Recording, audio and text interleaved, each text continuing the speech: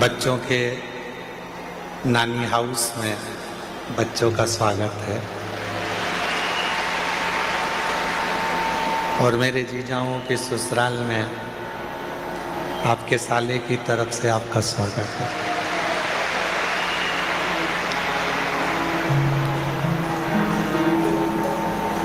ये पवित्र पावन कुबरेश्वर बाबा की पवित्र धरा, जहाँ इस पवित्र प्रांगण में जो ये आप लोगों ने बनवाया है, आप लोगों की सेवा के लिए, ये पवित्र पंडाल में पहली बार बाबा की ये कथा यहाँ हो रही है।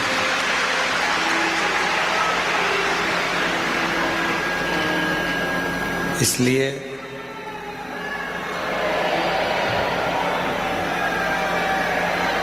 इस पवित्र कथा के दिव्य और भव्य रुद्राक्ष महोत्सव 2026 के अवसर पर इस कथा के जो मुख्य यजमान बने हैं श्री दीप्तेश भाई महेंद्र भाई पटेल, ललित बेन दीप्तेश भाई पटेल अमेरिका से आए हैं, जो यजमान पद ग्रहण किया है। एक बार जोरदार ताली बजाएं। जहाँ बैठे हों वो अपनी जगह पे खड़े जरूर हों। प्रणाम। आपकी बहुत दिन से इच्छा थी और बहुत दिन से मन था शिव महापुराण के यजमान पद ग्रहण करने का। एक बार उनके लिए जोरदार ताली बजाएं जो अमेरिका से आए। सोमानी जी जो प्रतिवर्ष इस पवित्र कथा के और तीर्थ कथा के यजमान बनते हैं, सूरत से जिनकी साड़ियों की कपड़े की फैक्ट्रियां हैं, एक बार जोरदार ताली बजाकर उनके लिए साथी का। श्री दिनेश गणपति काबरा जी, काबरा परिवार एरंडोल से, जो अभी यहाँ नहीं पहुँच पाए हैं, कथा में एक दो दिन के लिए जरूर आएंगे। प्रत्येक तीर्थ की कथा में और प्रत्येक कुबरेश्वर बाबा की धरा पर दिनेश गणपति काबरा जी, काबरा परिवार एरंडोल हमेशा यजमान बना है। एक बार उनके लिए जोरदार ताली बजाएं। श्री सत्यनारायण रामदयाल मालपानी जी संभाजी नगर से हैं, जो पूर्व में भी कथा के यजमान बन चुके हैं और बाबा की कृपा से इस वर्ष भी यजमान बने हैं। जोरदार ताली बजाएं। स्वर्गीय मुरलीधर राव काले जी की स्मृति में श्री अनिल मीनाक्षी काले जी द्वारा विदर्भ कर्नाटका से शिव महापुराण कथा के यजमान पद ग्रहण करे हैं। एक बार उनके लिए जोरदार ताली बजाएं। स्वर्गीय सुमित्रा देवी गोवर्धन लाल जी माहेश्वरी की स्मृति में पुत्र संतोष राधा महेश्वरी द्वारा इंदौर से प्रतिवर्ष आप कुबरेश्वर धाम के और गुरु पूर्णिमा के यजमान बनते हैं। एक बार जोरदार ताली बजाएं। इंदौर से स्वर्गीय श्री रामचंद्र सुरटेवार जी की स्मृति में सुहासिनी विजय कुमार रामचंद्र सुरटेवार जी द्वारा उदगीर से शिव महापुराण कथा के यजमान बने हैं। एक बार जोरदार इनके लिए ताली बजाएं, जो पूर्व में भी यहाँ यजमान पद ग्रहण कर चुके हैं। बहुत बहुत साधुवाद। श्रीमती सरला कैलाश रुंगटा जी कलकत्ता से हैं, जो शिव महापुराण कथा के यजमान पद ग्रहण करे हैं और पूर्व में भी अपने यजमान पद बने हैं। जोरदार ताली बजाएं। स्वर्गीय बसंत कुमार कोठारी जी की स्मृति में श्रीमती शोभा बसंत कोठारी जी आशीष कुमार जी द्वारा बेलवाड़ी सेंधवा से आप कथा के यजमान पद ग्रहण करे हैं। श्री रमेश रेखा ठकराल जी, मोना ठकराल जी दिल्ली से, ये बेटी भी वैद्यनाथ जी में भी यजमान पद ग्रहण करी थी, गुरु पूर्णिमा पे भी यजमान पद ग्रहण करी थी, पिछले रुद्राक्ष उत्सव में भी यजमान पद ग्रहण करी थी और इस रुद्राक्ष उत्सव में भी बेटी ने यजमान पद ग्रहण किया है। एक बार जोरदार ताली बजाएं। श्रीमती पार्वती सदाशिव पोद्दार जी न्यू मुंबई से हैं, जो शिव महापुराण के यजमान पद ग्रहण करे हैं। बहुत बहुत साधुवाद। श्रीमती नीलम जसवंतलाल सरिया जी कुणाल दिव्या मुंबई से हैं, जिन्होंने कथा के मुख्य यजमान पद ग्रहण करा। रमेश रेखा ठकराल जी दिल्ली से, श्री राजेंद्र एम सिंह जी, संजू देवी जी, श्वेता कैलाश पटेल जी पालघर मुंबई से हैं, जिन्होंने यजमान पद ग्रहण करा। सुशील कुमार पुरुषोत्तम महेश्वरी जी प्रतापगढ़ राजस्थान से हैं, जिन्होंने यजमान पद ग्रहण करा है। एक बार जोरदार ताली बजाएं। और श्रीमती भुवनेश्वरी यादव, अनुराग सिंह यादव जी पूर्वजों की स्मृति में जयपुर से यजमान पद आप लोगों ने ग्रहण किया, उसके लिए साधुवाद। स्वर्गीय मदन लाल जी बर्फी गोयल जी की स्मृति में मधु श्याम सुंदर गोयल जी द्वारा नोएडा उत्तर प्रदेश से यजमान पद ग्रहण करा है। ये यजमान परिवार नोएडा का पूर्व में भी गुरु पूर्णिमा पे, पूर्व में दिल्ली में और पूर्व में रुद्राक्ष उत्सव में यजमान पद ग्रहण करा, तीर्थ में भी यजमान पद ग्रहण करा और आज फिर बाबा की कृपा से यजमान पद ग्रहण करा। जोरदार ताली बजाएं। स्वर्गीय किशन राव जी की स्मृति में अरुण शैलेश पाटिल जी संभाजी नगर से हैं, जिन्होंने यजमान पद ग्रहण किया है। श्री रमणीक लाल रायचूरा जी, रंजना जी रायचूरा जी टिकरापारा बिलासपुर से हैं, टिकरापारा बिलासपुर से। एक बार जोरदार ताली बजाएं, जिन्होंने यजमान पद ग्रहण किया। केदारनाथ मीना जायसवाल जी ठाणे महाराष्ट्र से हैं, जो यजमान पद ग्रहण करे हैं। स्वाति मयंक गुप्ता जी मेरठ से हैं, जो यजमान पद ग्रहण करे हैं। एक बार जोरदार ताली बजाएं। स्वर्गीय जय कृष्ण पटेल जी की स्मृति में श्रीमती पारुल प्रीत दृष्टि पटेल जी द्वारा न्यू जर्सी अमेरिका से आकर आपने यजमान पद ग्रहण किया है।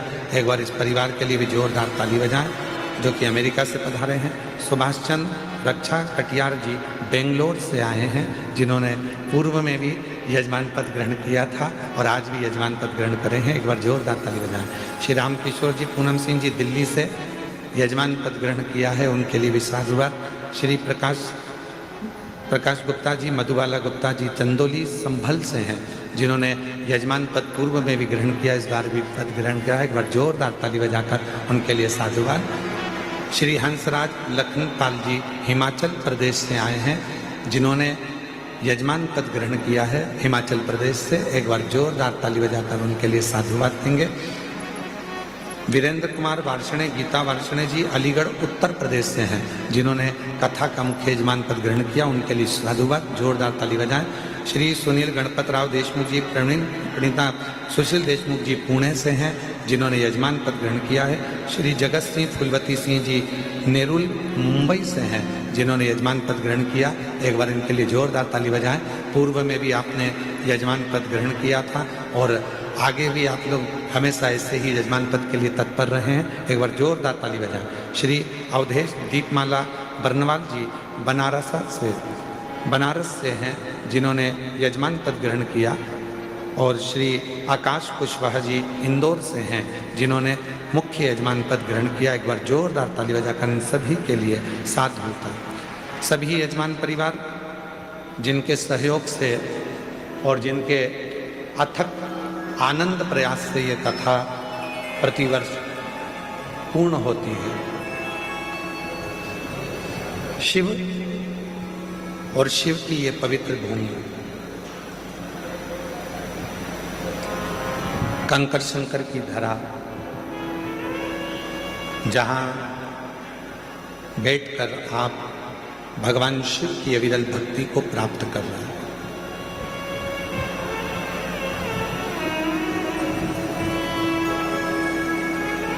सात दिन के लिए आप अपने पिता के घर आए हैं। इस भूमि का नियम रहा है, इस भूमि से कोई खाली नहीं गया है। जो आया वो कुछ लेकर गया।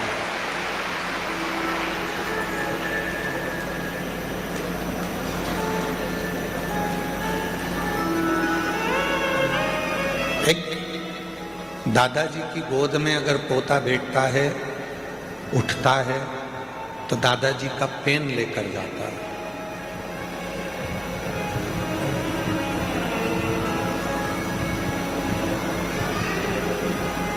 दादी की गोद में अगर पोता पोती बैठते हैं तो कुछ ना कुछ दादी का भी सामान, चश्मा जो दादी के पास होता है वो लेकर चले जाते।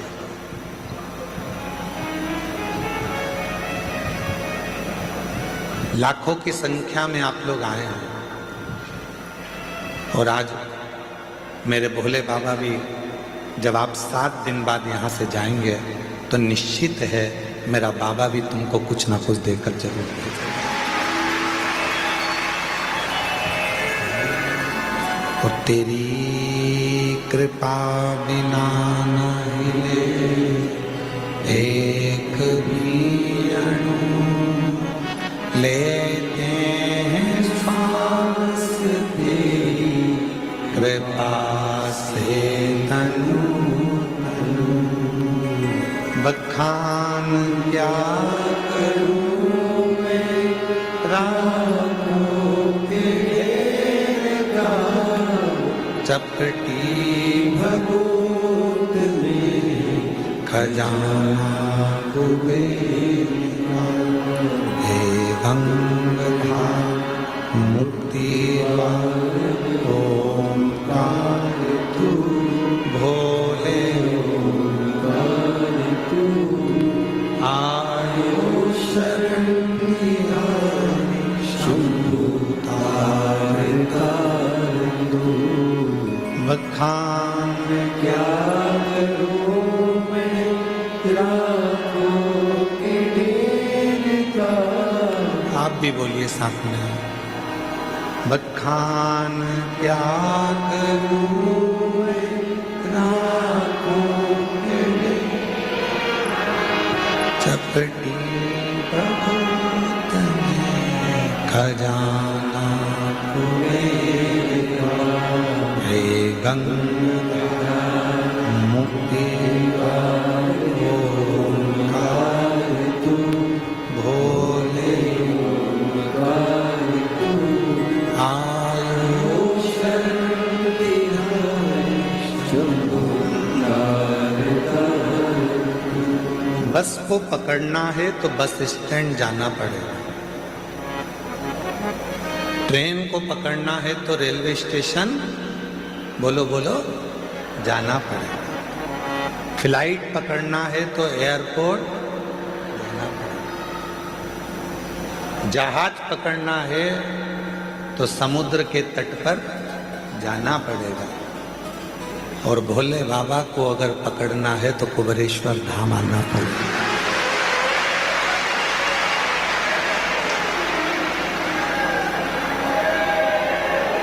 बारह ज्योतिर्लिंग का, ये 12 ज्योतिर्लिंग के मध्य में विराजमान ये वो कुबेरेश्वर बाबा की धरा है, ये वो कुबेरेश्वर बाबा की भूमि है। कुबेर भंडारी की वो धरा है। ज्योतिर्लिंग में आप भगवान शिव को जो जल चढ़ाते हो, भगवान शिव का जो दर्शन करते हो, उसका पुण्य फल ये कुबेरेश्वर बाबा की धरा पर नमन कर कर आपको प्राप्त हो जाता। आपको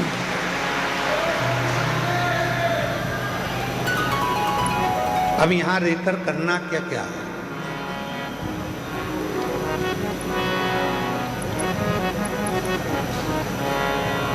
शादी का सीजन चल रहा है। तुम सबके घर पे कम से कम 5-5, 6-6 पत्रिका पड़ी होगी शादी की।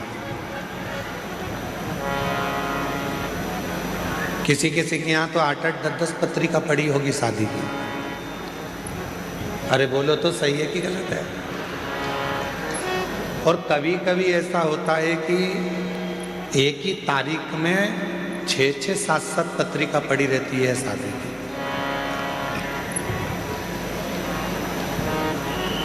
बोलो री जी हाँ, सही है कि गलत है? अब तुम क्या करते हो? पत्रिका देखोगे किसके यहाँ की है, किसके यहाँ की है,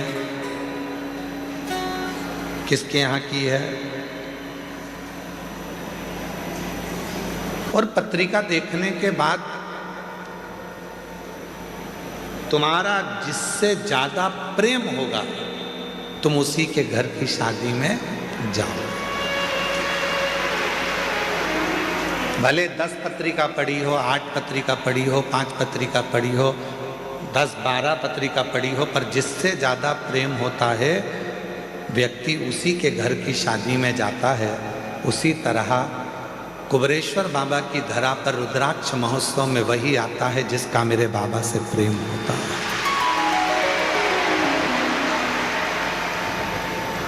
बाबा जिसको प्रेम कर लिया, आपने बाबा से स्नेह करा, आपने बाबा से प्रेम करा, पर बाबा भी तो आपसे प्रेम करे।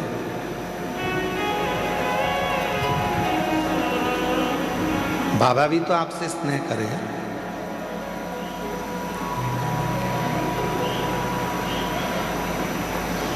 तो जितने ये लाखों की संख्या में जो शिव भक्त बैठे हैं, 1 पंडाल, 2 पंडाल, 3 पंडाल, 4 पंडाल, 5 पंडाल, पीछे के 3 पंडाल, जितने जितने पंडाल में आप लोग बैठे हुए हो, आप सब ध्यान रखना, आप बाबा को कितना चाहते हो ये नहीं मालूम, पर आपको देखकर ऐसा लगता है कि मेरा भोले बाबा आपको बहुत चाहता है, आपको बड़ा स्नेह।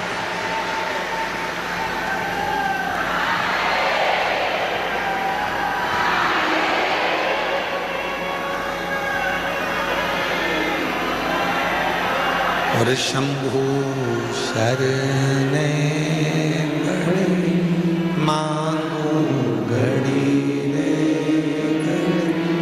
दुख काटो दया करीन दर्शन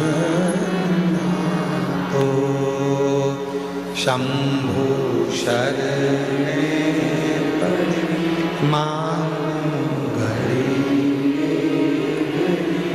दुख काटो दया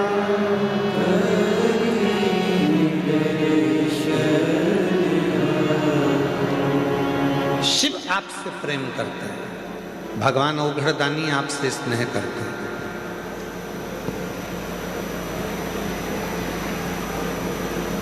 दक्ष प्रजापति के घर में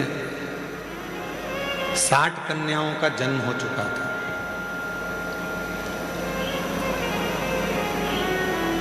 राजा दक्ष प्रजापति के घर में जब 60 लड़कियों का जन्म हो गया, 60 कन्याओं का जन्म हो गया, 60 कन्या के जन्म के बाद भी दक्ष प्रजापति ने भगवान माँ जगतजननी दुर्गा भवानी से प्रार्थना कर कर एक कन्या को और मांगा।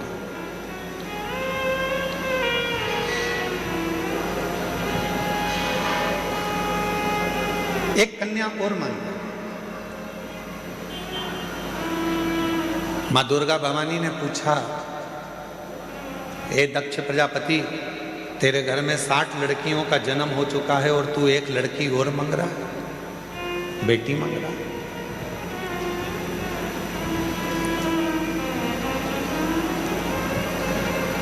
अभी हम कल डबरा की कथा पूरी करके फिर हम छतरपुर के बागेश्वर धाम गए थे। वहाँ पर भाई श्री रमेश भाई जी ओझा जी ने, पूज्य भाई श्री ने एक बड़ी सुंदर बात कही। पूज्य भाई श्री ने कहा, जैसे अपन कहीं दान देते हैं और दान देने के बाद रसीद लेते हैं, कहीं डोनेशन दिया तो डोनेशन के बाद हम जो रसीद लेते हैं उस रसीद को देखकर हम बड़े खुश होते हैं कि हमने दान किया, हमने पुण्य किया। तो पूज्य भाई श्री कह रहे थे, पूज्य भाई श्री रमेश भाई जी ओझा जी अपनी वाणी में कह रहे थे कि जैसे दान करने के बाद रसीद मिलती है और उस रसीद को देखकर अपन खुश होते हैं, यदि परमात्मा की कोई रसीद देखना हो तुमको तो घर में जितनी बेटियां हैं उनका मुख देख लीजिए, वो परमात्मा के पुण्य की रसीद है।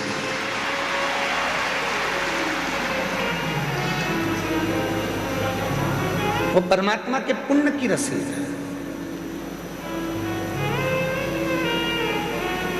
घर में यदि एक बेटी का जन्म हो जाए तो समझ लेना कि उस भोलेनाथ ने तुम्हारे घर में एक रसीद सिग्नेचर कर कर दे दी है। ये रसीद ही कन्यादान करने के बाद तुम्हें पार लगा देगी वो रसीद।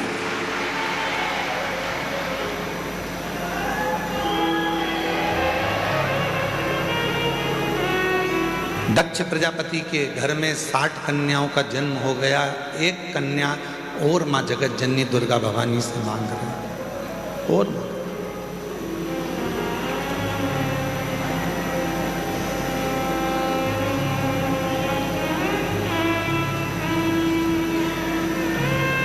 हे माँ जगत जननी दुर्गा भवानी माँ, हमारे घर में एक लड़की और हो जाए,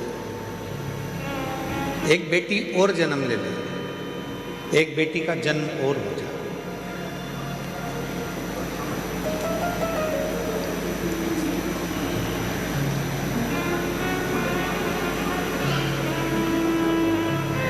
देवी जी ने पूछा, जगत जननी दुर्गा भवानी ने पूछा कि तुम्हारे घर में इतनी लड़कियां हैं,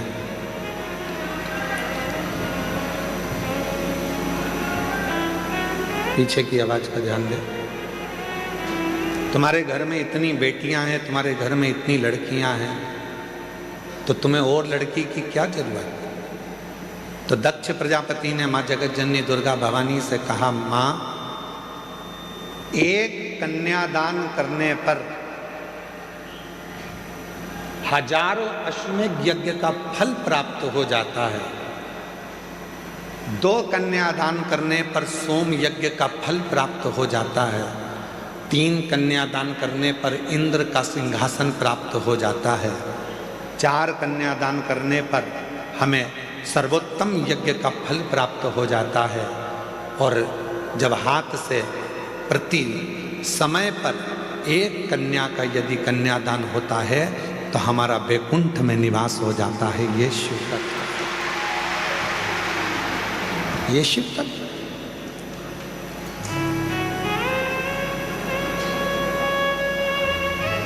एक बेटी और दे दो। और दक्ष प्रजापति के घर में माँ जगत जननी दुर्गा भवानी ने कहा कि बेटी ढूंढने के लिए कहाँ जाऊंगी या बेटी को खोजने के लिए कहाँ जाऊंगी, इसलिए मैं खुद तुम्हारे घर में, माँ जगत जननी कहती हैं कि बेटी बनकर तेरे घर में आऊंगी, स्वयं तेरे घर में आऊंगी।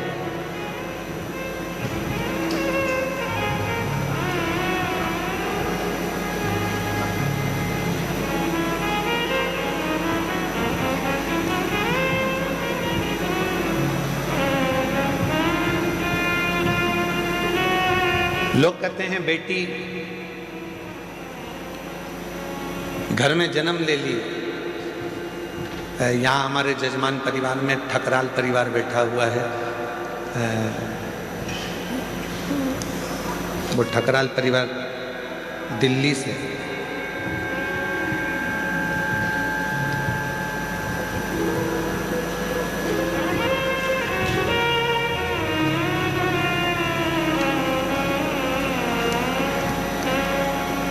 इस बेटी से एक हिम्मत लेना चाहते। कहाँ बेटी है बेटा? ये बेटी है। इस बेटी से एक हिम्मत लो।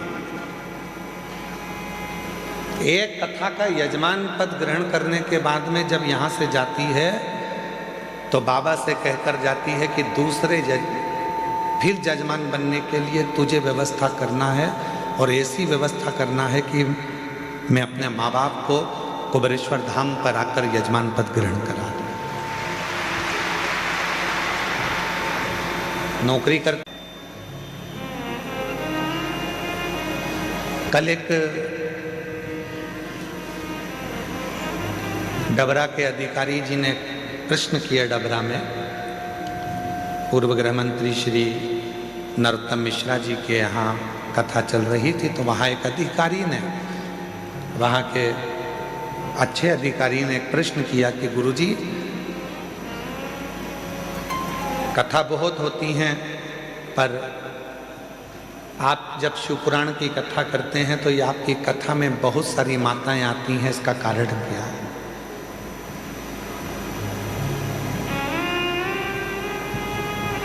इसका कारण क्या है?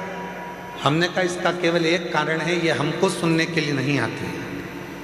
ये जब भी कथा के पंडाल में आती हैं तो ये सोचकर आती हैं कि मेरा भोले बाबा कुछ कहने वाला है, शंकर जी कुछ कहने वाले हैं, और शिव जी उस कथा को कहेंगे और मैं उस कथा को सुनूंगी, और जो वाणी निकलेगी वो मेरे लिए कल्याणप्रद होगी, वो मेरे लिए।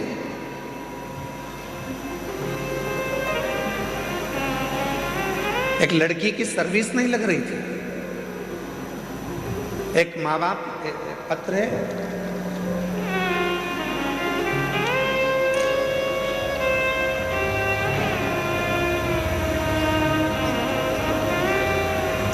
मेरा नाम शंकर महादेव, बावट इकर, मोबाइल नंबर ये है, मलकापुर जिला बुल्ढाना महाराष्ट्र से आए।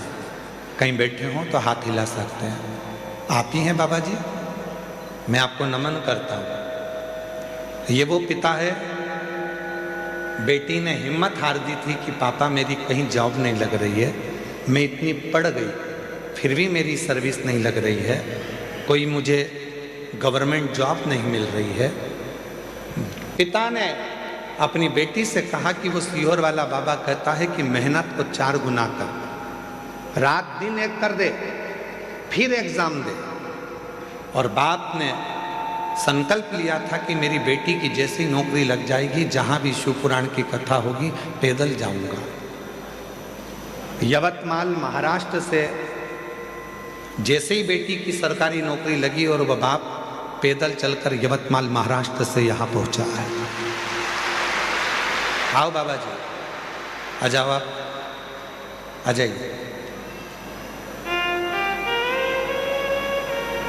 मलकापुर जिला बुल्ढाना महाराष्ट्र से पैदल चलकर आए और आज से नहीं निकले हैं, कम से कम 10 दिन 15 दिन पहले के निकले हैं। धीरे धीरे धीरे धीरे शिव का नाम लेते लेते, शंकर का गुणगान करते करते करते करते यहाँ तक पहुँचे। विश्वास,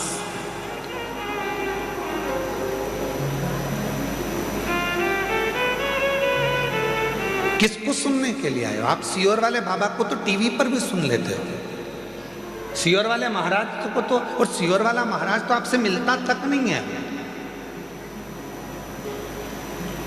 इसीलिए आप लोग कथा के मंडप में भी आते हो, कुबरेश्वर धाम पर आरती होती है तो उसमें सम्मिलित हो जाते हो कि किसी ना किसी रूप में दृष्टि तो पड़ जाएगी, मिल तो जाएंगे, देख तो लेंगे। और दया की ना होती जो आदत तुम्हारी, तो सुनी ही रहती अदालत तुम्हारी। जो गरीबों के दिल में दया तुम ना पाते, तो किस दिल में होती इबादत तुम्हारी। ये तो उसकी कृपा है, ये उसकी करुणा है, ये उसकी दया है।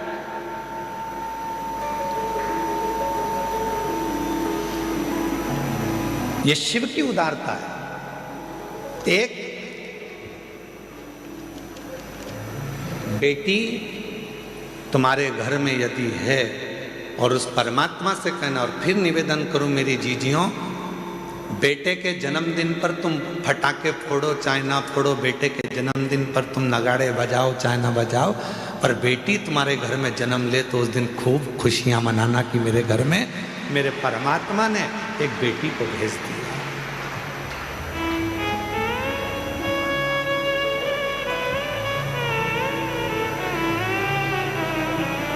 आज की बेटियां कोई साधारण नहीं हैं।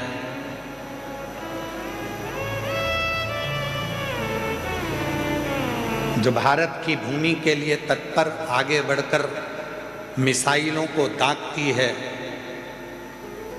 और भारत की एक बेटी पूरे पाकिस्तान को हिलाकर आ जाती है, ये वो भारत की भूमि है, ये वो भारत की भूमि है। जिस भारत की भूमि पर बेटियों का सम्मान है, जिस भारत की भूमि पर बेटियों का आदर है, जिस भारत की भूमि पर बेटी को कन्या रूपी रतन कहा जाता है, जिस भारत की भूमि पर बेटी को हमारे यहाँ एक माणिक रतन कहा जाता है, जिस भारत की भूमि पर बेटी को सम्मानता का भाव दिया जाता है, ये वो भारत की भूमि है।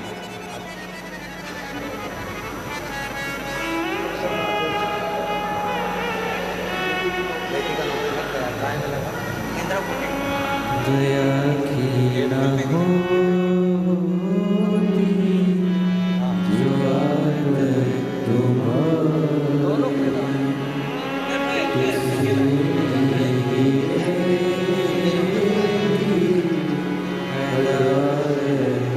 इस पिता के लिए जोरदार ताली बजाओ।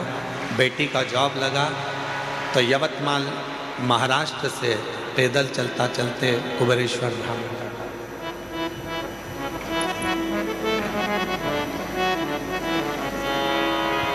और कितनी बेटियां बैठी हैं यहाँ पर, ढेरों। जितनी बुजुर्ग माँ हैं वो भी किसी ना किसी की बेटी हैं, जो युवान माताएं बैठी हैं वो भी बेटी हैं, और जो मेरी छोटी छोटी कन्या बैठी हैं वो भी बेटी हैं। कितनी बेटी।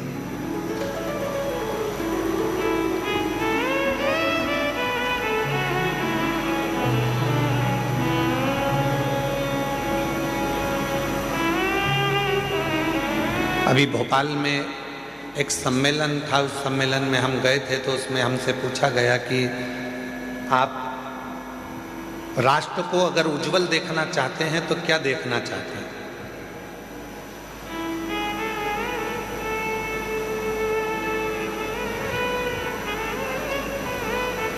एक कार्यक्रम था, उसमें हमसे पूछा राष्ट्र को आप उज्जवल देखना चाहते हैं तो क्या देखना चाहते हैं। तो हमने कहा हम ये देखना चाहते हैं, अभी तक नारा था बेटी पढ़ाओ बेटी बढ़ाओ, हमसे कोई पूछे तो हम भी एक नारा देना चाहते हैं, बहू पढ़ाओ और देश बचाओ।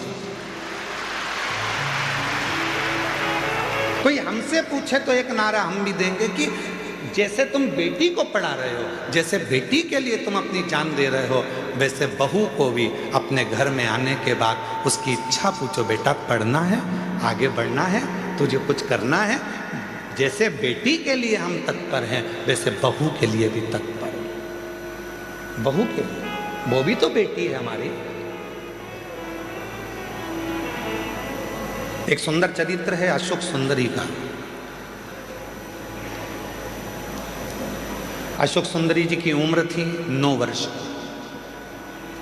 भगवान शंकर मां पार्वती की सुपुत्री अशोक सुंदरी 9 वर्ष की थी। काशी में भ्रमण कर रही थी क्योंकि काशी उनको प्रिय था।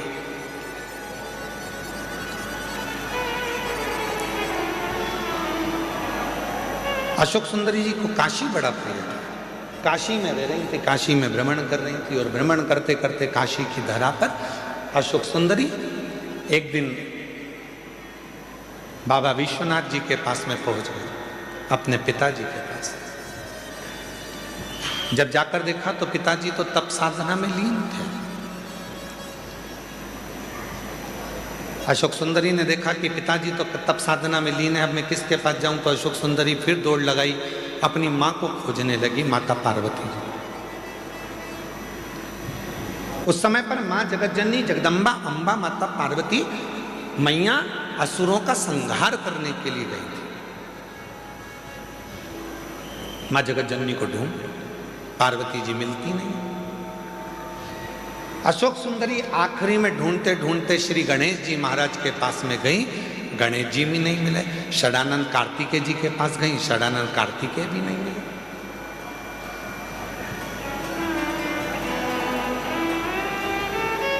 बहुत ढूंढा अशोक सुंदरी जी ने, ना पिताजी मिल रहे हैं, ना माँ मिल रही है, ना गणेश जी मिल रहे हैं, ना कार्तिकेय जी मिल रहे हैं। आखिरी में अशोक सुंदरी एक स्थान पर एक वृक्ष के नीचे बैठ गई मौन होकर। और जो बात हमने आपसे पहले भी कही, आज फिर कहते हैं, जब तुम्हारे मन में अशांति उत्पन्न हो, जब तुम्हारे मन के अंदर बहुत ज़्यादा टेंशन हो, अशांति हो, चिंता हो, डिप्रेशन हो, कहीं मत जाओ। एक किसी वृक्ष के नीचे कुछ देर के लिए, ये प्रकृति ने जो हमको वृक्ष दिए हैं, ये हमारे डिप्रेशन को, हमारी अशांति को शांत करने के लिए दिए। किसी वृक्ष के नीचे 10 मिनट के लिए मौन होकर बैठ जाओ और बाबा के ओम नाथ का स्मरण करिए। ओम नाथ का स्मरण।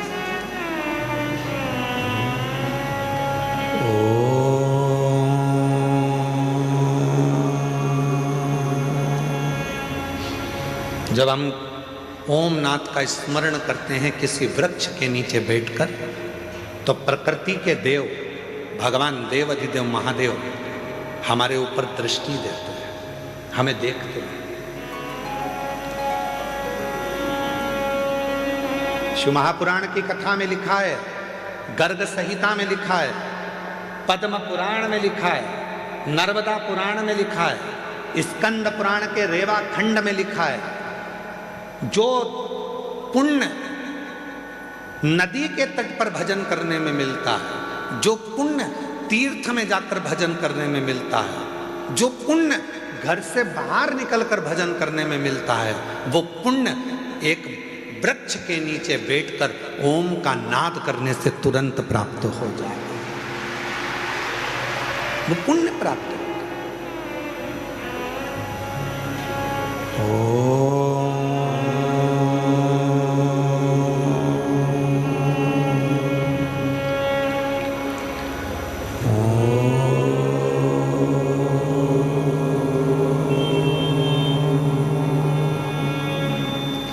एक नाद शिव से मिलने का। आप भी एक बार उच्चारण करिए, अपने नेत्र को धीरे धीरे बंद कर कर, पीठ को एकदम सीधा कर कर,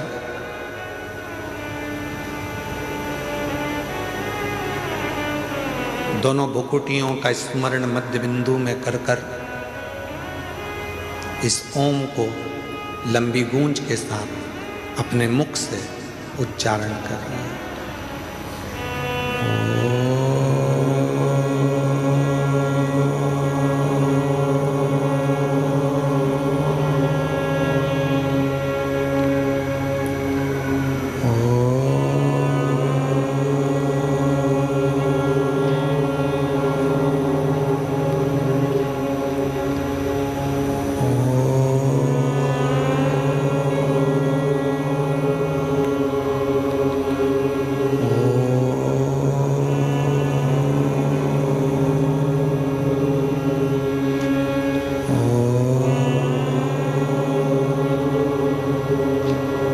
धीरे धीरे नेत्रों को खोलिए,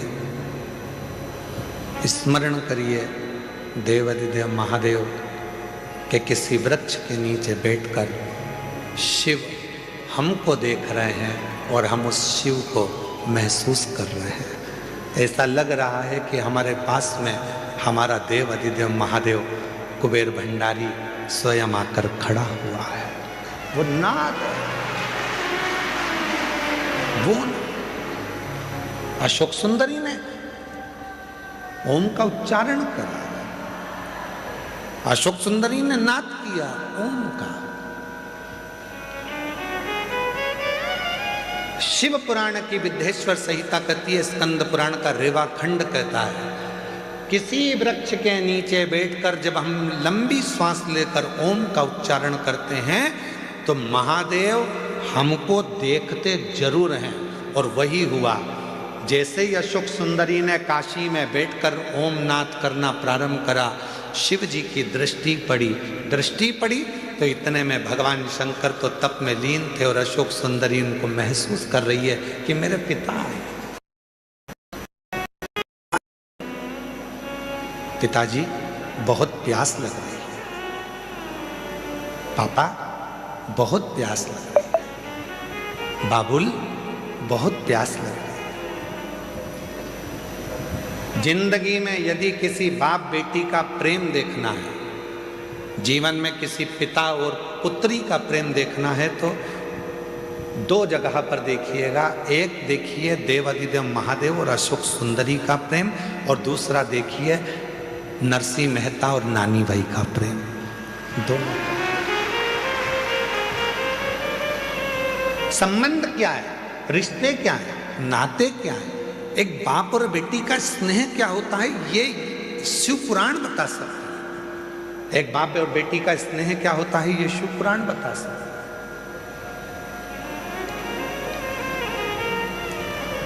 पिताजी मुझे बहुत प्यास लग रही है, बहुत प्यास लग रही है। पिताजी तो तप में लीन थे, कुछ बोले नहीं है, बस प्रकट हो गए, बोले कुछ नहीं, केवल प्रकट में। बहुत तेज प्यास लग रही है पिताजी। पिताजी कुछ नहीं बोले। थोड़ी देर बाद अशोक सुंदरी ने देखा कि मेरे पिताजी की जटा में से टप टप टप टप करते हुए जल बह रहा था। अशोक सुंदरी को लगा कि गंगा मैया सिर पे है तो वो पानी बहा रही है, मैं क्यों ना इस जल को पी लूं। और तुरंत अशोक सुंदरी ने पिताजी के कंधे पर जाकर लिपट गई और लिपट कर अशोक सुंदरी ने अपने मुख को ऊंचा करा और शिव जी की जटा से, भगवान शंकर की जटा से जो बूंद बूंद जल टपक रहा था उसको अशोक सुंदरी ने पीना प्रारंभ कर दिया।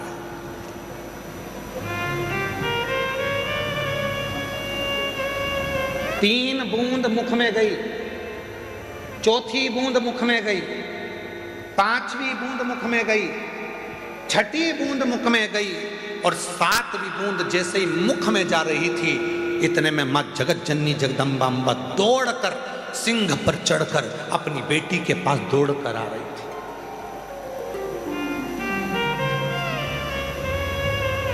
जगत जननी जगदम्बा अम्बा दौड़कर, सुंदरी सुंदरी सुंदरी सुंदरी अशोक सुंदरी सुंदरी सुंदरी, क्या बोल रहे।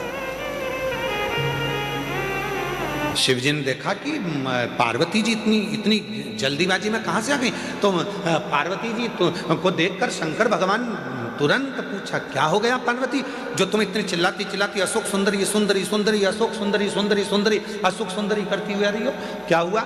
अरे वो अशोक सुंदरी तुम्हारे पीछे बैठी है, उसको प्यास लग रही थी, पानी नहीं मिला, तो वो तुम्हारे शीश से जो बूंद बूंद जल टपक रहा है ना उसको पी रही है।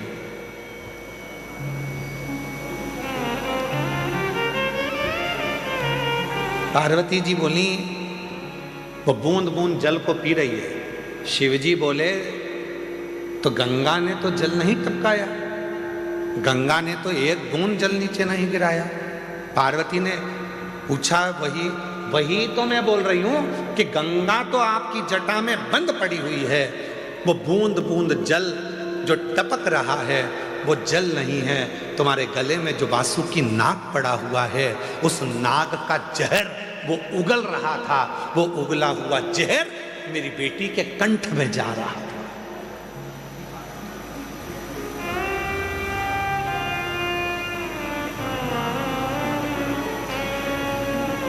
वो वासुकी नाग का उगला हुआ जहर मेरी बेटी के कंठ में जा रहा है, इसलिए मैं अपनी बेटी को बचाने आई। शंकर भगवान बहुत तेज मुस्कुराए, हंस दिए। शिवजी ने कहा, पार्वती तुम मुझे जान नहीं पाई है। सुन लेना दुनिया के लोगों, जो शिवजी पे चढ़े हुए जल का पानी पीने के लिए मना करते हैं, जल पीने का मना करते हैं, उनके लिए ये कथा प्रेरणा है। लोग कहते हैं शिवजी पे चढ़ा हुआ जल नहीं पीना चाहिए, वो कथा को ध्यान से सुनना। आज रुद्राक्ष महोत्सव 2026 के प्रथम दिवस की कथा को अपने चित्त में बिठाना।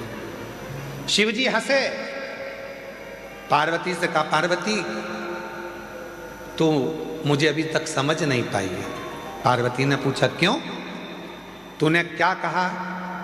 मेरे जटा से बाल में से पानी टपक रहा था और अशोक सुंदरी पी रही थी, और वासुकी नाग ने जहर उगला था, वो जहर अशोक सुंदरी के मुख में चला गया था। अरे पार्वती तो मुझे समझ नहीं पाई है। पार्वती अगर जहर भी मुझ पर चढ़ जाता है तो वो भी अमृत बन जाता है, तो कब समझेगी।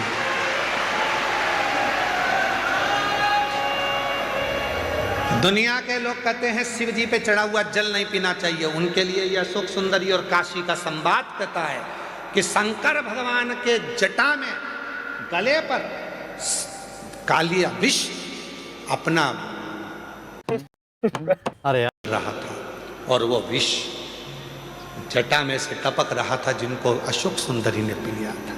पार्वती तू मुझे समझी नहीं है। पार्वती एक बेल पत्र मुझ पर चढ़ती है तो वो औषधि बन जाती है, एक दुर्वा मुझ पर चढ़ती है तो वो औषधि बन जाती है, एक बेर मुझ पर चढ़ता है तो औषधि बन जाती है, एक चावल का दाना मुझ पर चढ़ता है धान्य, वो औषधि बन जाती है। अरे पार्वती, जो जल मुझ पर चढ़ता है वो भले कैसा भी हो, वो मेरे ऊपर चढ़कर गंगा जल जैसी औषधि बनकर सुख प्रदान कर देता है, औषधि देता है।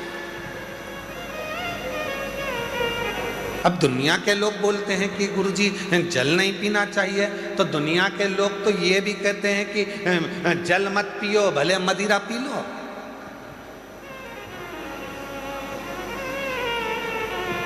दुनिया के लोग तो बड़े बड़े अच्छे अच्छे हीरो भी गुटखे का प्रचार कर रहे हैं, खा लो गुटखा। दुनिया के लोग तो गलत गलत प्रचार कर रहे हैं, कर लो गलत काम। नहीं,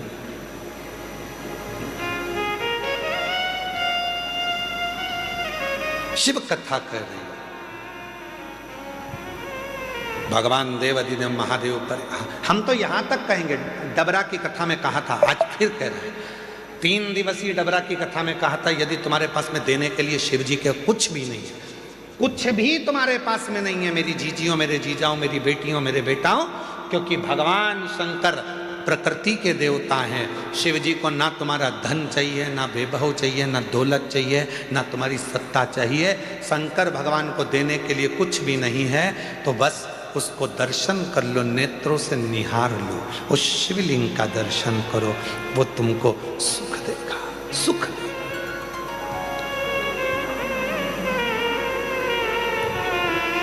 जब हम रात्रि को यहाँ पर पहुंचे, तो रात्रि में यहाँ पर आए तो एक माता जी ने एक पर्ची लिख के दरवाजे में सरका दी। तुम ऐसा मत करना। एक माता जी ने पर्ची लिखी और दरवाजे में सरका दी। हमने आशीष से बोला कि पर्ची उठाना जरा। आए थे, बस अंदर गए, प्रवेश करा और कमरे में जैसे पहुंचे तो पर्ची पड़ी थी। तो हमने उस पर्ची को पढ़ा, तो उस पर्ची में हमने कहा आशीष जरा पर्ची उठाओ। पर्ची उठाई तो उसमें लिखा था कि कंकर शंकर शिला के हम जल नहीं चढ़ा पाएंगे, तो हम दूर बैठ के भगवान की पूजन करें, आराधना करें, चलेगा? हमारा निवेदन है, लाइट चाहते हो तो डीपी के पास जाने की जरूरत नहीं है, कनेक्शन तुम्हारे पास में है। तुम जहां बैठकर कंकर शंकर की धरा पर उस शिव को याद करोगे, वो वहीं आकर दर्शन देगा। जहां तुम बैठे हो, जहां तुम हो, शिव महापुराण की कथा केवल एक ऐसी कथा है कि सीहोर वाला बाबा तो दिखता ही नहीं है, सीहोर वाला महाराज नजर भी नहीं आता, लोग कहाँ कहाँ बैठे हुए हैं उनको दिखेगा नहीं। आएंगे, कथा सुनेंगे, बाबा को प्रणाम करेंगे, कंकर शंकर पूजन करेंगे, दिल से प्रार्थना करेंगे और बाबा उन पे कृपा कर देता। एक पत्र है एक बेटी का, आज सारे पत्र बेटियों के ही हैं। एक वकील बेटी का पत्र, वकील है,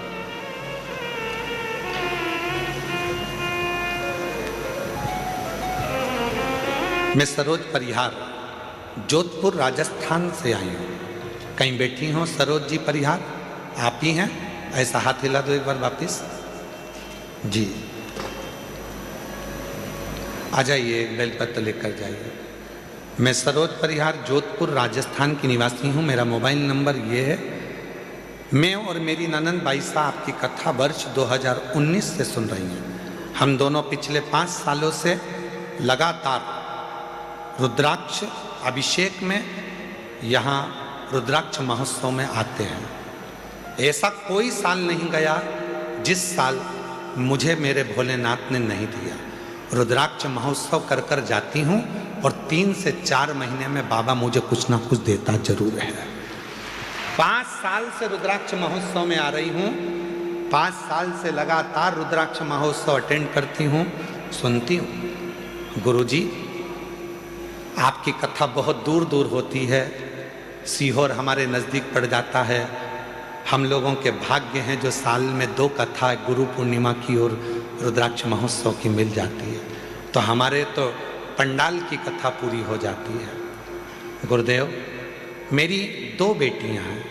छोटी बेटी, बड़ी बेटी का साथ में विवाह हुआ दोनों का, छोटी का भी बड़ी का। पर छोटी बेटी का ससुराल सही नहीं होने की वजह से उसको तलाक हो गया।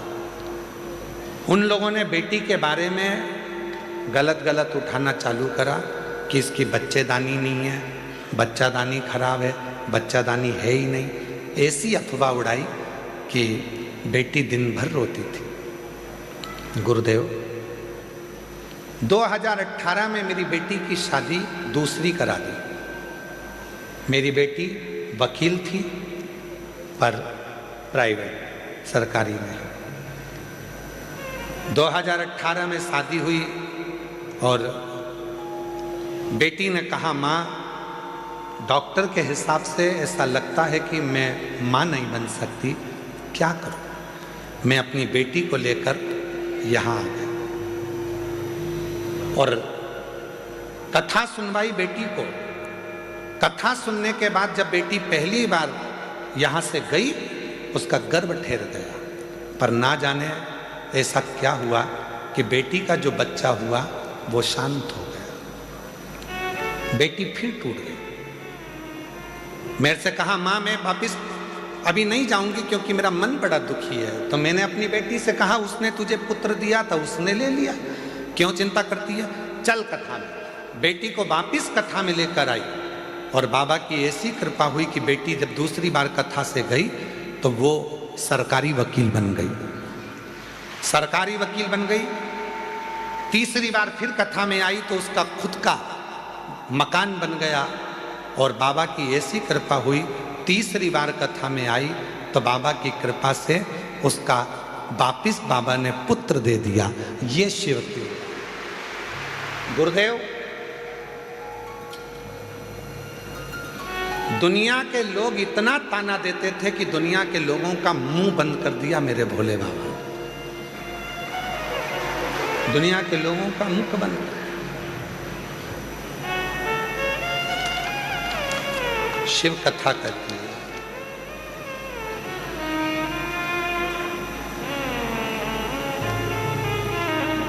हमने हमारा जो बच्चा हुआ है, बेटी का लड़का, उसका नाम दुनिया बहुत सारे महाराजों ने बताया, इससे नाम रखना, उससे नाम रखना, पर हमने तो सीहोर वाले कुबेरेश्वर बाबा के नाम पे ही उसका नाम कुबेर सिंह सोलंकी रखा है। हमने उसका नाम कुबेर सिंह।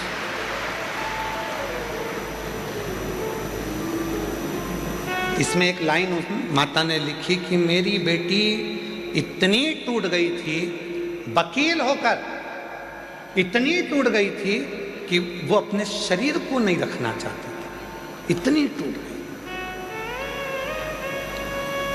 हिम्मत दी शिव ने, सीहोर वाले महाराज ने नहीं।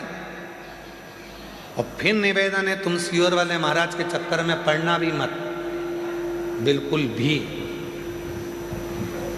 तुम चक्कर में पड़ना वो कुबेरेश्वर बाबा के, तुम चक्कर में पड़ना वो काल अधिपति महाकाल के, तुम चक्कर में पड़ना वो विश्वनाथ के, हमारे नहीं।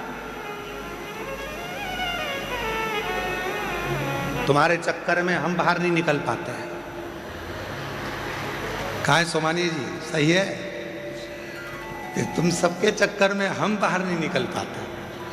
कभी मन भी करता है कि इतना बड़ा मेला लगा हुआ है, इतनी बड़ी मेला चल रहा है, चलो थोड़ी देर भोजनशाला चलकर देख लें, सबसे मिल लें।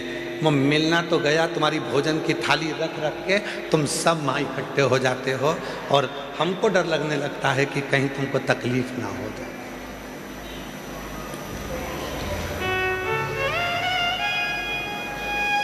उसके चक्कर में रहो।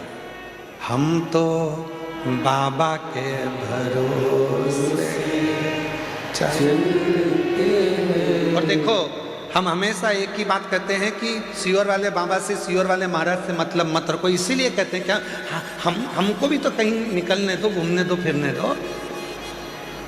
पर जितना जितना मना करते हैं तुम उतने उतने बिगड़ी औलाद हो। तुम्हें जितना मना करो तुम सुधरते ही नहीं, फिर पीछा पकड़ लेते हो। आ जाओ।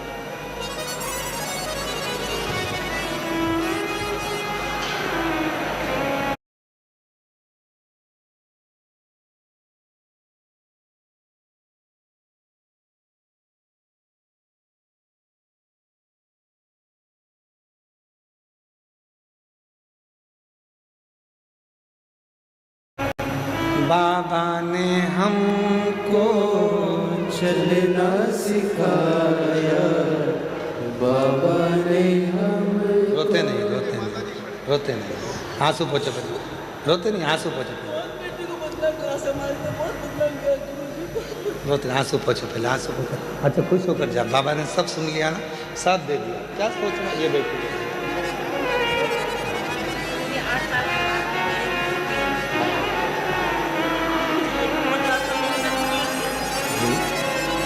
देखो पता हाँ। पहले आंसू पोछो, आंसू पोछो, अच्छे खुश होके जाओ, बाबा ने सब दे दिया ना, तो अब क्या सोचना उसको।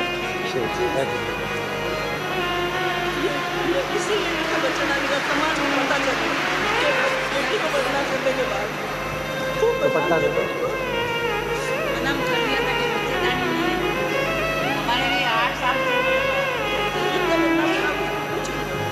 शिव कृपा। जी कह रही हैं कि बेटी को ऐसा कह दिया था कि बच्चेदानी नहीं, बच्चेदानी नहीं, तो पूरी समाज में बात फैल गई उससे कोई शादी ना करे। आखिरी में उसने सोच लिया था कि शरीर नहीं रखूंगी, तब वो बहन अपनी बेटी को लेकर एक रुद्राक्ष उत्सव में यहाँ आ गई।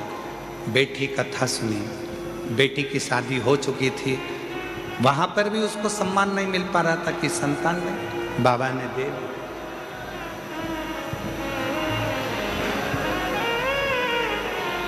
आवाज नहीं आ रही है क्या? शिव कृपा से, शंकर जी की करुणा जब होती है तो अपने आप सब कार्य होता है महाराज।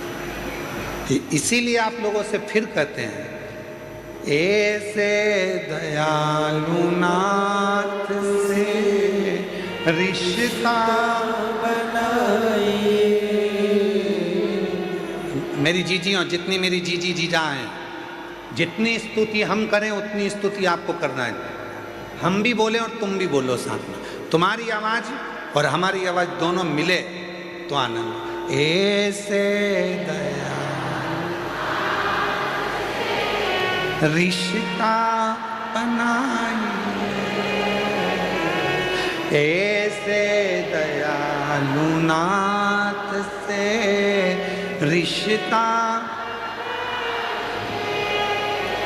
मिलता रहेगा आपको जो कुछ भी चाहिए, मिलता रहेगा आपको जो कुछ भी चाहिए। ऐसी करिश्मा होगा जो हुआ कभी नहीं, ऐसा करिश्मा होगा जो हुआ कभी नहीं। मांगा है भोलेनाथ से वरदान, तेरी दया बनी रहे जब तक है जिंदगी, तेरी कृपा बनी रहे जब तक है जिंदगी। मांगा है भोलेनाथ से वरदान,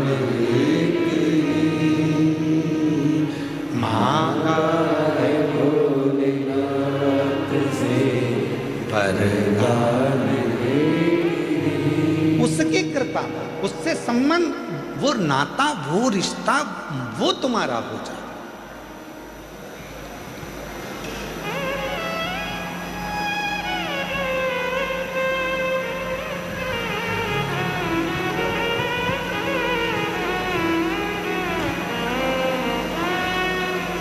तीन चीजें हैं, हो सकता है लोगों को बुरा लग जाए, बोल दें, जम के तो बोलो, संभाल लोगे, ठीक है।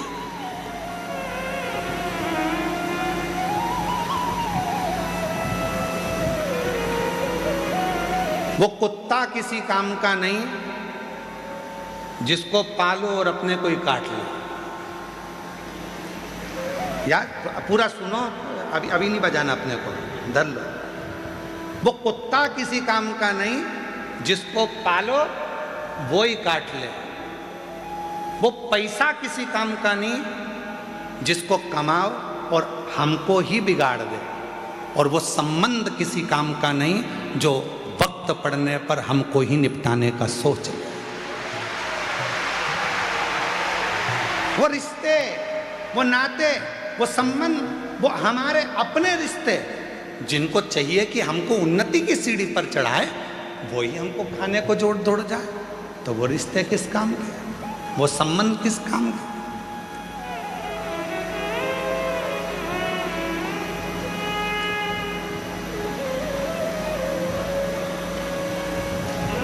हमारे देवर जी तो बहुत अच्छे हैं, पर हमारी देवरानी ने हमारे देवर को कब्जे में करके रखा, रिश्ते खत्म कर दिए। अब उनका दोनों का अच्छा प्रेम भाव है, देवर पति पत्नी का। तुम्हें भड़काने की जरूरत क्या है? आग डालने की, घी डालने की?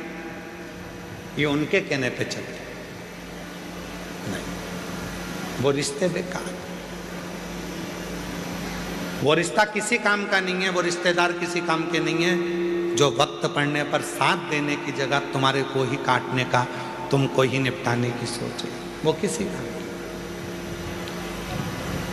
शिव महापुराण की कथा कहती है, भगवान शंकर का चरित्र कहता है, भगवान दक्ष प्रजापति ने माँ जगत जननी दुर्गा भवानी से एक बेटी मांगी और बेटी मांगने पर उन्होंने कहा कि माँ एक बेटी और हो जाए। माँ जगत जननी ने मना कर दिया कि तुम्हारे घर में पहले से 60 लड़कियों ने जन्म ले लिया, फिर एक बेटी और क्यों चाहिए? तो कहा कन्या दान करने में जो सुख है वो सुख कहीं नहीं। सुख, वो सुख कहीं नहीं।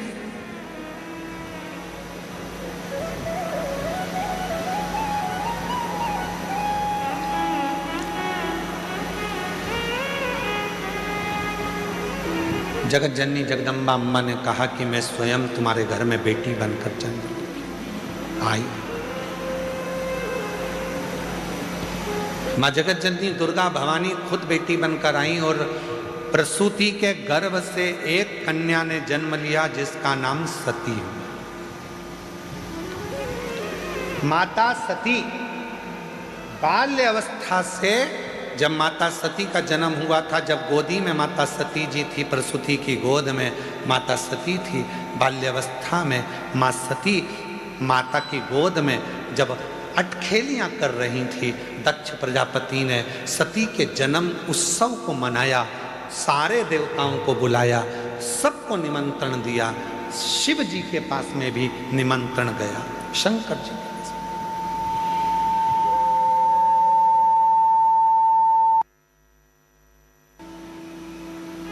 निमंत्रण सबके पास गया। सती मैया का जन्म हुआ है, सारे देवता सब माता सती का दर्शन करने के लिए सब आए। सती मैया अपनी अटखेलियां में लगी हुई थी, छोटी सी थी, गोदी में पड़ी हुई थी, गोदी में खेल रही थी, माँ की गोद में माता सती खेल रही। किसी देवता को माँ सती ने नहीं देखा, अपनी अटखेलियां करें।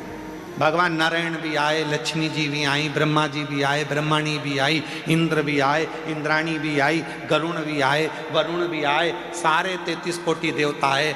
तब तक माता सती ने किसी को नहीं देखा, पर जैसे ही भगवान देव अधिदेव महादेव सती मैया के सामने जैसे ही पहुँचे, गोदी में सती सोई थी, प्रसूति की गोद में सती सोई थी, और सती जैसे ही शिवाय, सती का ध्यान शंकर भगवान पर टिक गया।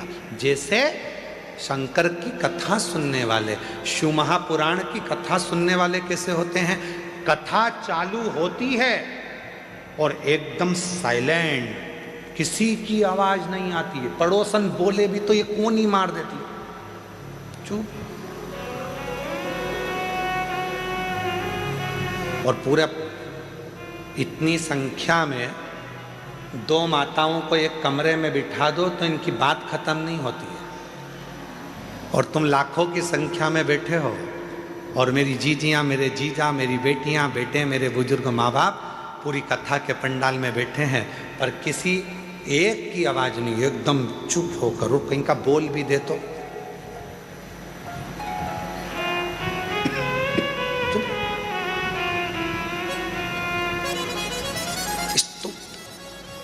जैसे सती मैया भगवान देवाधिदेव महादेव को देखकर एकदम स्तुप्त हो गए, कुछ नहीं कर रही है, ना पांव हिलाए ना हाथ हिलाए, शिव को देख रही है, केवल शिव।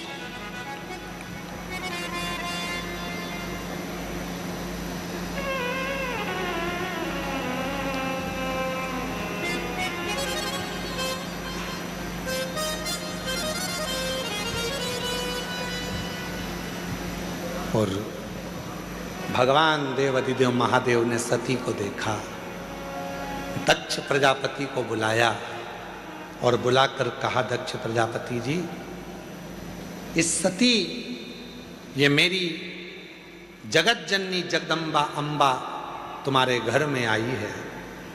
सती तुम्हारे घर में प्रकट हुई है, इसका आदर करना, सम्मान करना, सत्कार करना।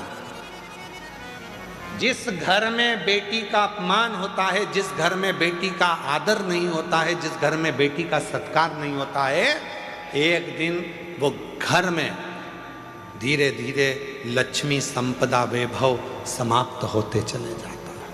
आदर कर, बेटी का आदर। और आपका पूरी कथा को उठाकर देख लीजिए, दक्ष प्रजापति ने ना सती का सम्मान करा, ना सती जी के पति का सम्मान करा, ना सती का आदर करा, ना सत्कार करा। आखिरी में हुआ क्या, दक्ष प्रजापति का सिर कट गया और बकरे का मुख लग गया। सम्मान दो।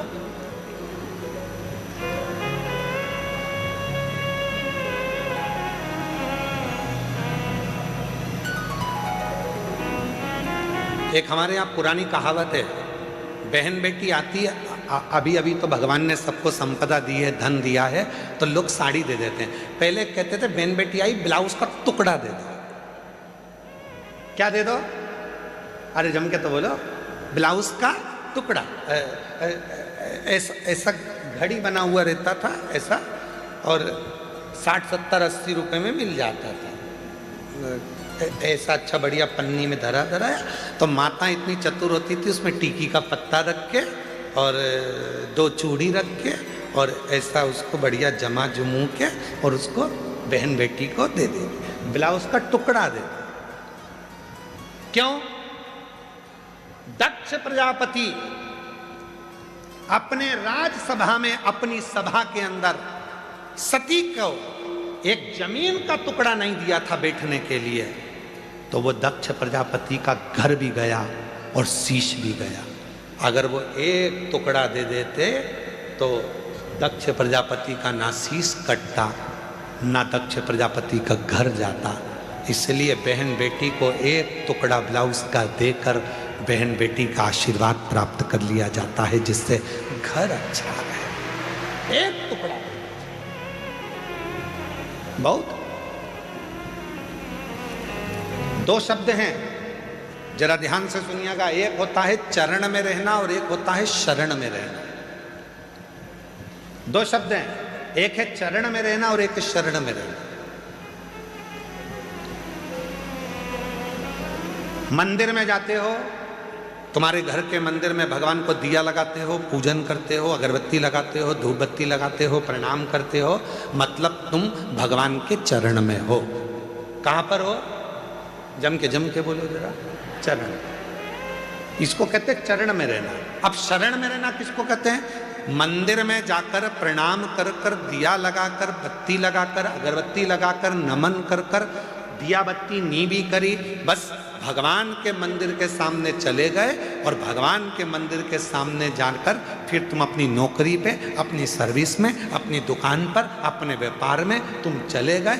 मतलब दिन भर, जब तक दूसरे दिन तक तुम भगवान के सामने नहीं पहुंचते, तब तक भगवान की शरण में तुम बने हुए हो। कहीं पर भी चले, कहीं पर। हमारा एक नियम है, हम जब भी कहीं कथा करने के लिए जाते हैं तो यहाँ बाबा के साष्टांग दंडवत करके बाहर तो हम ज़्यादा निकलते नहीं है तुम्हारे चक्कर में, क्योंकि हम दंडवत करें तुम हमारे ऊपर दंडवत कर दो। तो दरवाज़ा लगा रहता है और हम वहीं से दंडवत करके और वहाँ की धूल को, मिट्टी को शरीर से अच्छा मल के लगाकर और कथा करने के लिए चले जाते हैं। क्यों कि बाबा हम जब यहाँ से जाएं, जब तक आए तेरी शरण में रहे। और आप तो किस्मत वाले हो, चरण में भी तुम हो और शरण में भी तुम हो, दोनों तुम हो। आज बाबा के चरणों में भी बैठे हो और शरण में भी बैठे हो। ये शिव की बात है, ये शंकर की बात।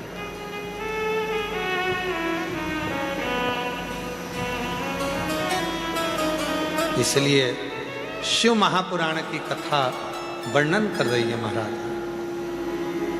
कुबेर भंडारी से मिलना बड़ा जरूरी, वो सीहोर वाले से मिलना बड़ा जरूरी, मिलना बड़ा जरूरी, हाँ मिलना बड़ा जरूरी, मिलना बड़ा जरूरी, ओ मिलना बड़ा जरूरी। कुबेर भंडारी से मिलना बड़ा जरूरी, वो काशी वाले से मिलना बड़ा जरूरी, वो काशी वाले से मिलना बड़ा जरूरी, वो काशी वाले से मिलना बड़ा जरूरी, मिलना बड़ा जरूरी, ओ मिलना बड़ा जरूरी, ओ मिलना बड़ा जरूरी, ओ मिलना बड़ा जरूरी, ओ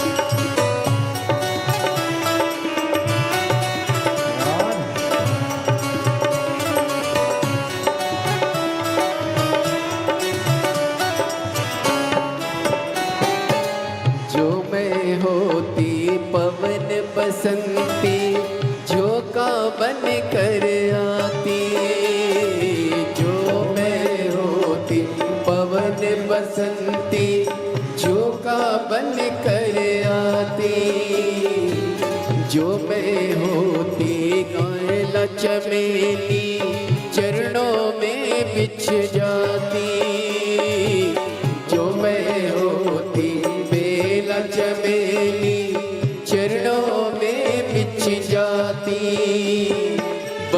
बन सकी मैं हवा का झोंका, बन सकी मैं हवा का झोंका, बन सकी मैं हवा का झोंका, बन सकी मैं हवा का झोंका।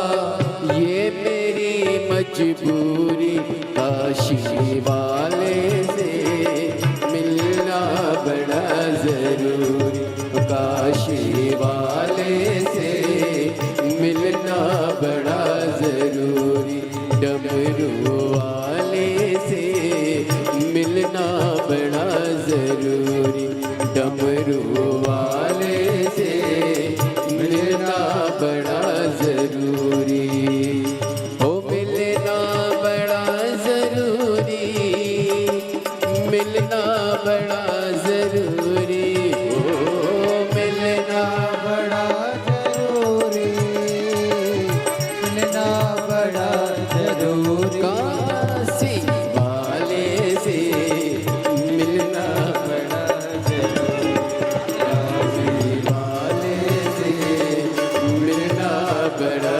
जरूरी।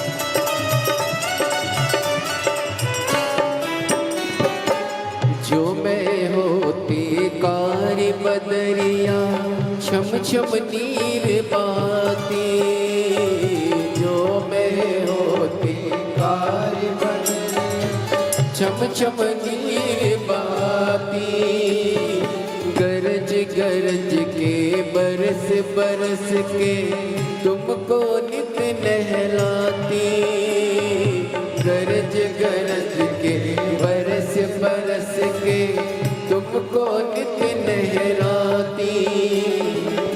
बन सकी मैं कारी बदरिया, बन सकी मैं कारी बदरिया, बन सकी मैं कारी बदरिया, बन सकी मैं कारी बदरिया। ये मेरी मजबूरी, काशी वाले से मिलना बड़ा जरूरी, काशी वाले से मिलना बड़ा जरूरी, सीहोर वाले से मिलना बड़ा जरूरी, सीहोर वाले से मिलना बड़ा जरूरी, ओ मिलना बड़ा जरूरी, मिलना बड़ा जरूरी, मिलना बड़ा जरूरी, ओ मिलना बड़ा जरूरी, डमरू वाले से मिलना बड़ा जरूरी, डमरू वाले से मिलना बड़ा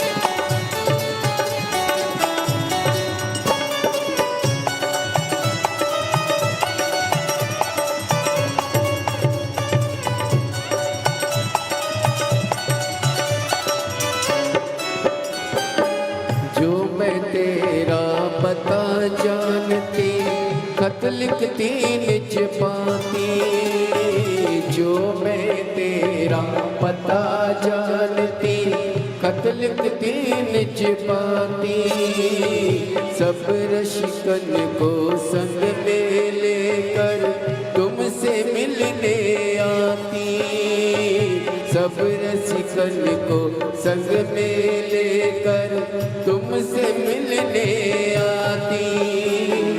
पता तेरा मेरे पास नहीं है, पता तेरा मेरा पास नहीं है, पता मेरा तेरे पास नहीं है, पता मेरा तेरे पास नहीं है, ये मेरी मजबूरी।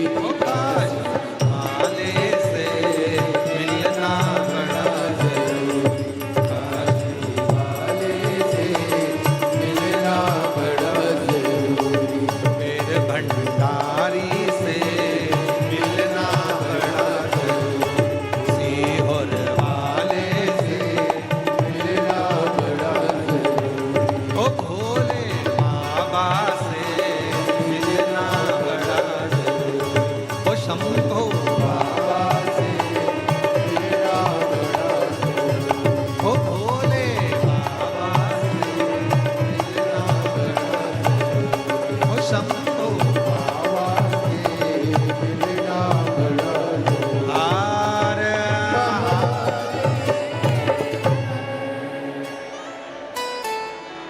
अपने स्थान पर बैठकर बाबा देव अधिदेव महादेव की सुंदर आनंदमय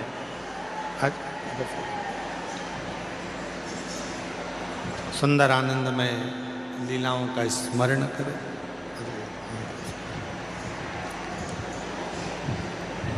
जहाँ जगह मिले वहाँ बैठकर भगवान शिव से प्रार्थना करें, विनय करें, निवेदन करें, विनती करें, बाबा को अपने मन का भाव कहें, प्रार्थना करें।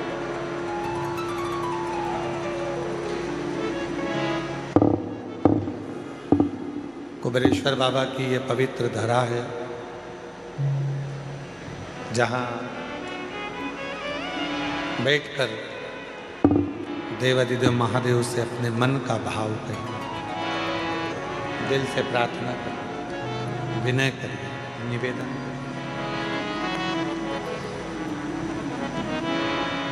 माला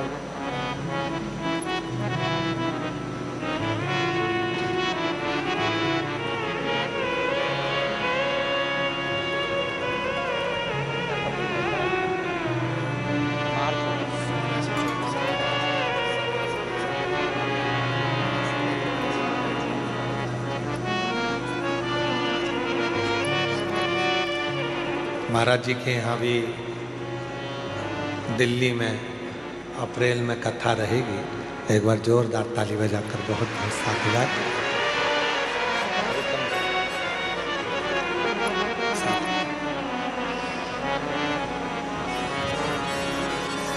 शिव तत्व बाबा देवादिदेव महादेव से अपने मन का भाव दिल से प्रार्थना करिए, विनय करिए, निवेदन करिए। जिस भूमि पर आने के लिए दुनिया तरसती है, ऐसी पवित्र कुबेरेश्वर धाम की धरा, जहाँ बाबा से प्रार्थना करने का सौभाग्य आप और हमको मिला है।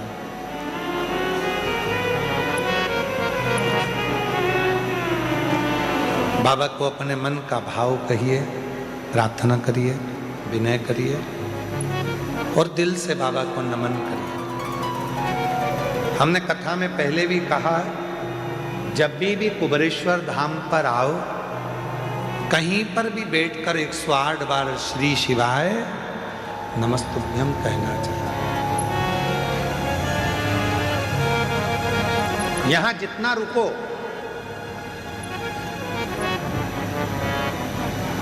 जितना रुको उतना भजन करो। रात्रि के समय पर 2 घंटा 3 घंटे का नियम बनाओ कि ढोलक मंजीरा रखकर सब कीर्तन, अपनी अपनी टोली बनाओ।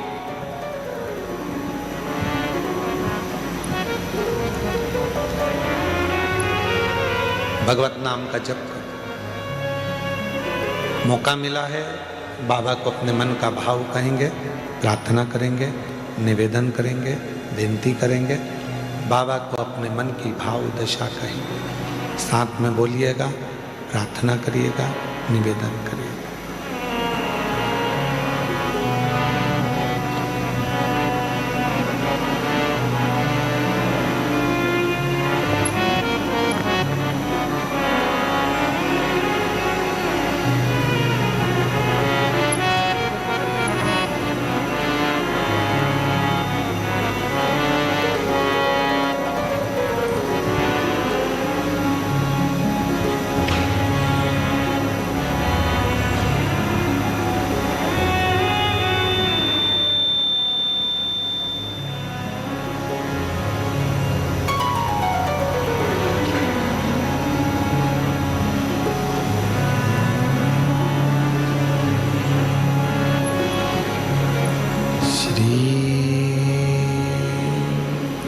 शिवाय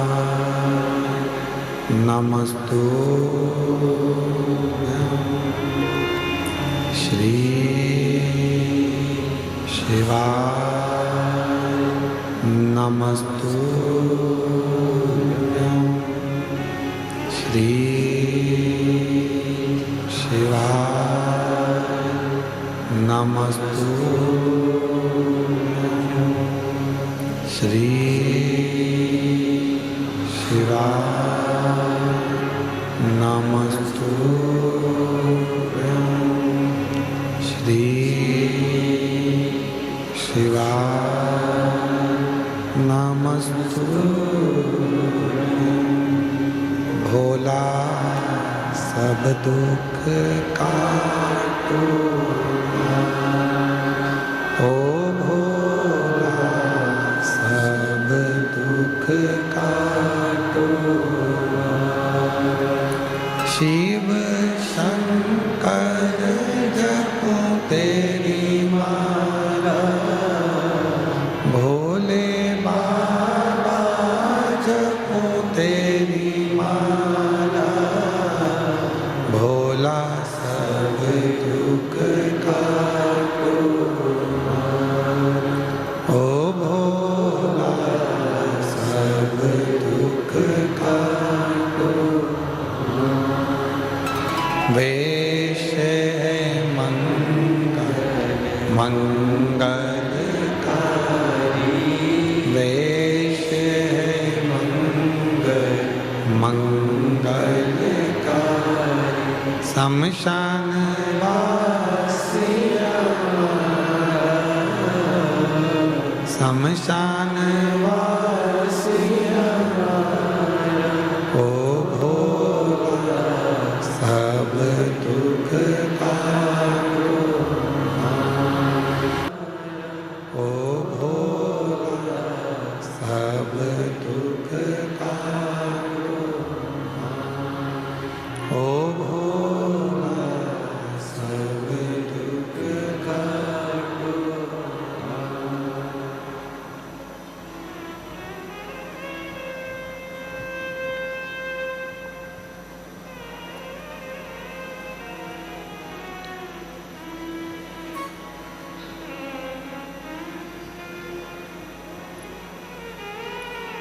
बाबा देवाधिदेव महादेव, भगवान शिव, ओगरदानी, त्रिकालदर्शी, कैलाशी, विनाशी, भगवान शिव की पवित्र कथा कर,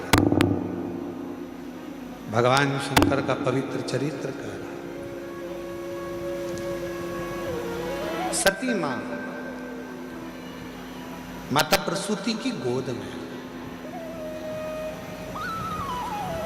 शिव सती को देख रहे हैं और सती मैया एक टकटकी लगाकर शिव को देख रहे हैं।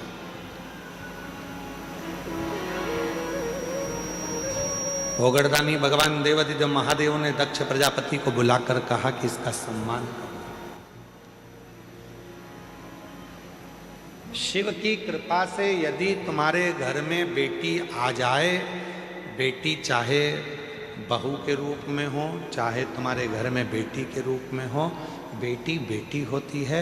इसका आदर करोगे तो तुम्हारे घर में कभी वैभव की, संपदा की, सत्ता की कमी नहीं हो सकती। आदर करो।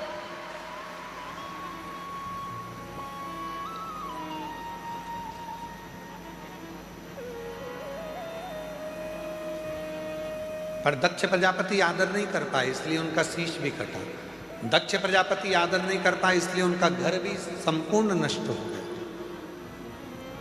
आदर करते तो सुख था।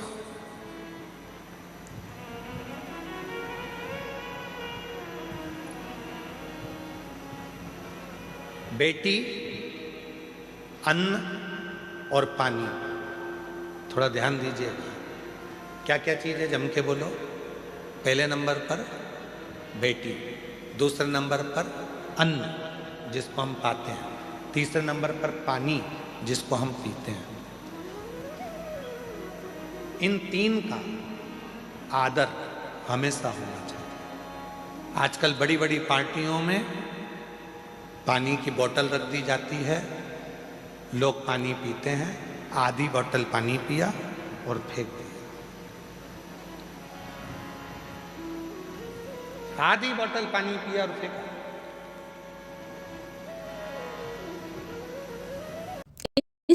एक पानी की महत्वता महाभारत में भी वर्णन करी गई है। महाभारत के चरित्र को पढ़िए।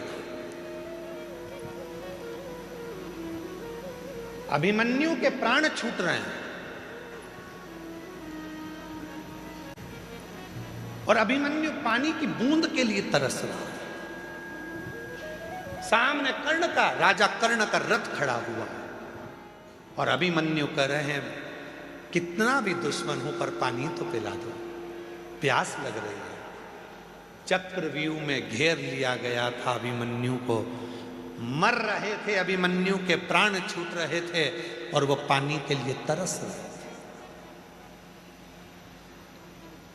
जल के लिए तरस रहे और मांग भी रहे तो किससे?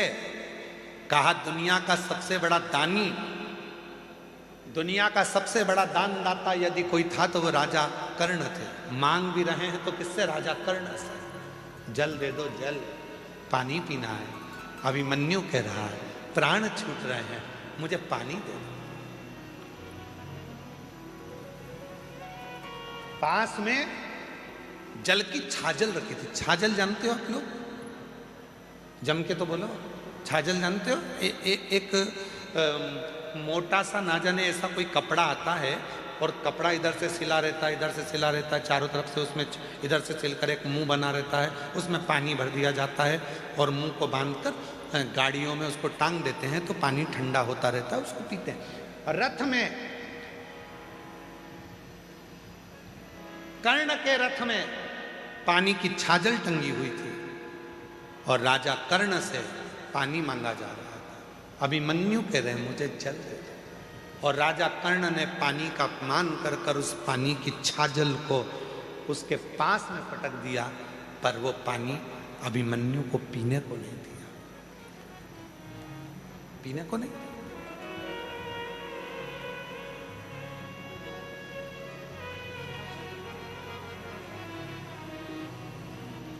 जल का अपमान किया। हमारा निवेदन है शादियां करो आप, मना नहीं है, शादियों में पानी भी रखो, मना नहीं है, पर वो पानी की जो बोतल है उस पानी पर एक लाइन बोतल में लिख देना चाहिए कि मैं जल हूं, आने वाले समय का कल हूं, मेरा सदुपयोग